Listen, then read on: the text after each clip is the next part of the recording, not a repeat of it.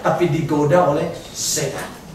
Digoda oleh setan, digoda oleh setan. Sehingga di sini kita melihat bahwa Tuhan memusnahkan siapa? Tuhan memusnahkan dia, yaitu iblis. Siapa iblis? Dia adalah musuh, dia adalah penggoda, dia adalah pendusta, dia adalah pembohong dan lain sebagainya. Ini yang dihancurkan, dimusnahkan oleh Tuhan. Nah, kalau iblis sudah dimusnahkan, maka manusia akan bebas. Tapi sayangnya, iblis tidak punya kekuatan, tapi kita yang datang cari iblis. Iyalah, betul kan? Kita yang datang cari iblis. Coba lihat lampu kelap-kelip. Kelap-kelip lampu di kulit. Kutak-kutip matamu bina. Senyum geni rayuan gombal. Dari hati yang pada nakal. Ini kan lagu. Kata gomblo, bukan gomblo, sampai kan jomblo. Siapa namanya? Kira-kira itulah. Nah, ketika kita melihat lampu kelap-kelip, di situ sudah ada gambarnya serono. Masih ada jalan lain, tapi kata jalan pintas. Lewat situ ya pasti mata tergoda lah, betul ya? Sudah lihat bahwa pergi ke gedung mewah besar lah, ada lampunya banyak dan lain sebagainya. Pasti bunyinya menggoda karena memang kamu punya latar belakang di situ.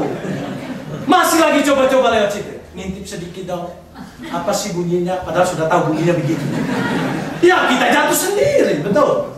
Contoh seperti bara-bara haram itu narkoba. Udah tahu masuk ke situ gampang, keluarnya susah. Tapi mau juga coba-coba. Udah begitu bergetar seperti ayam kepanasan. Mulutnya seperti padat ayam. Sudah begitu mau masuk lagi ke sana. Betul kan? Sudah tahu dia tidak seiman dengan kita. Mau coba-coba mencocokkan iman lagi. Penginjilan, Pak. Penginjilan. Saya nggak tahu dia nggak bisa tidur malam karena penginjilan atau memang membayangkan dia. Baudinya poco-poco. Sudah tahu begitu. Penginjilan, Pak. Siapa yang diinjili? Itu masalahnya. Tapi ada kemungkinan, ada yang diinjili, tapi itu bukan satu kebenaran yang mutlak. Kalau begitu saya harus kawin dengan, harus pacaran dengan orang Islam. Nanti saya harus pacaran dengan orang Buddha ini dan sebagainya. Tidak, karena memenangkan orang itu bukan kita, tapi yang memenangkan orang itu pekerjaan Roh Kudus. Mau kawin dengan dia atau tidak pun itu pekerjaan. Mau kawin dengan dia atau tidak pun. Kalau Tuhan mau selamatkan, Tuhan juga selamatkan. Tapi Tuhan mau pakai kita menjadi pengantara untuk menyampaikan akan Injil. Ya. Jadi pengantara harus jadi istrinya, kan nggak mungkin. Jadi pengantara harus jadi suaminya, nggak mungkin toh. Jadi pengantaranya harus PDKT. Apa PDKT? Harus PI, pendekatan intim. Apa itu? Kadang-kadang alasan begitu. Coba di sini yang punya alasan angkat tangan. Saudaraku, kita yang sudah tahu dosa, jangan cenderung masuk dalam dosa. Kenapa? Penggoda itu banyak. Betul. Iblis itu seringkali mencari peluang untuk menggoda kita.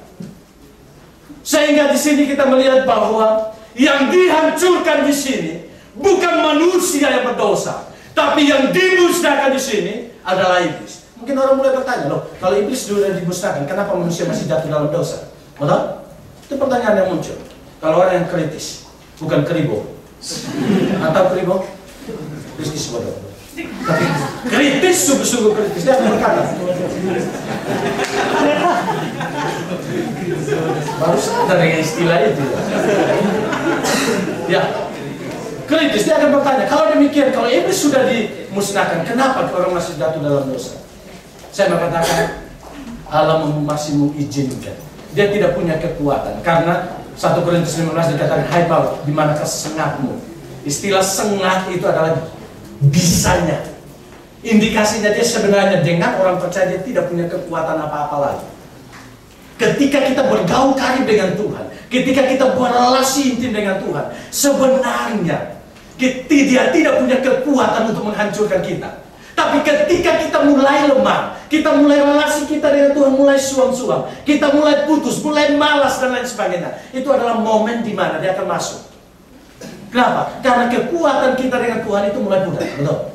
Kekuatan kita itu mulai pudar, dan akhirnya iblis itu masuk. Sehingga istilah di sini sebenarnya iblis tidak punya kekuatan untuk menghancurkan orang percaya. Dia tidak punya kekuatan apa-apa lagi. Karena Tuhan di pihak kita, siapakah yang melawan kita? Kata Paulus, betul? Bahkan kita lebih daripada pemenang dalam hidup kita. Kenapa? Karena Tuhan di pihak kita. Tapi kadang-kadang kita sudah tahu firman Tuhan ini, tapi kadang-kadang kita masih lemah. Pak Pendeta, memang roh memang penuh, tapi memang kedagingan ini memang luar biasa. Karena memang saya kebanyakan makan yakiniku. Sehingga kalau ada ulang tahun jangan lagi ajak saya ke yakiniku.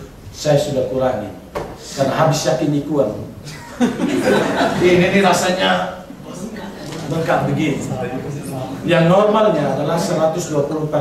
Saya sudah 137 karena makan. Dan saya pikir ini memang kesalahan dari jemaat misi. Di Tokyo saya tidak seperti ini, gemuknya tidak seperti ini.